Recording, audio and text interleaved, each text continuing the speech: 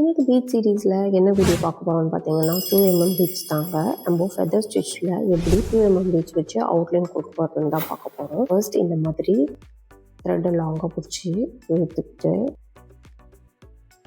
நீங்கள் பிகினராக இருக்கும் போது இந்த மாதிரி நீடில் சிங்கிள் பீச்சை லோட் பண்ணி அதே மாதிரி த்ரெட்டில் ட்ராப் பண்ணி ஒரு ஸ்டிச் இதே மாதிரி தான் நம்ம கண்டினியூவாக போட போகிறோம். நீங்கள் கொஞ்சம் ட்ரெயின் ஆகிட்டீங்க அப்படின்னா நீங்கள் இந்த மாதிரி நீடலில் நிறைய பீட்ஸ் நம்ம லோட் பண்ணி கூட நம்ம வந்துட்டு கண்டினியூவாக வந்து ஸ்டிச் பண்ணலாம். ஆனால் ஒரு பீட்ஸ்க்கு ஒரு ஸ்டிச் அப்படி தாங்க நீங்கள் கண்டினியூவாக போடணும்.